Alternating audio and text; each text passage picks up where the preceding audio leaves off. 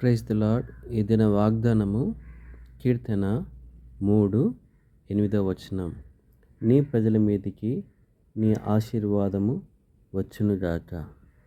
ఈ కీర్తన దావీదు తన సొంత కుమారుడైన అబ్షాలోము చేత తరబడినప్పుడు ఈ కీర్తన రచించిన వాడుగా మనం చూస్తుంటున్నాం. తన యొక్క జీవితంలో ఎన్నో కఠినమైన బాధల మధ్య, శ్రమల మధ్య అతడు వెళ్తూ వచ్చాడు. అయినప్పటికీ కూడా తన యొక్క సొంత సామర్థ్యం వలన, తన సొంత బలం వలన రక్షించబడలేదు. కానీ తన యొక్క జీవితంలో దేవునిపైనే ఆధారపడిన వాడుగా ఉంటూ వచ్చాడు.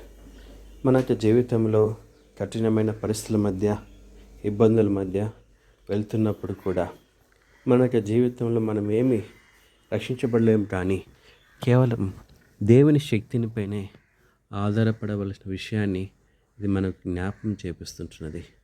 అలాగే దేవుడు తన ప్రజలను ఆశీర్వదించడానికి ప్రేమగా ఉంటున్నాడు.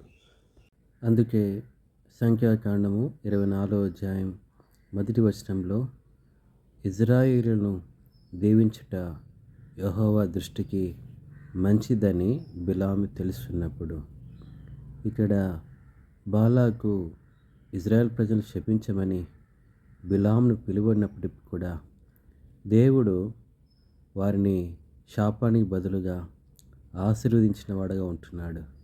ఈ లోకంలో మనుషులు ఎంతగా మనల్ని శపించాలని, ఎంతగా మనం నాశనం చేయాలని ప్రయత్నించినప్పుడు కూడా దేవుడు తన ప్రజలను ఆశీర్వదించేవాడుగా ఉంటున్నాడు. మనుషులు ఎంతగా తలపెట్టినప్పటికీ కూడా దేవుడు వాటిని కూడా తిప్పివేసేవాడుగా ఉంటున్నాడు.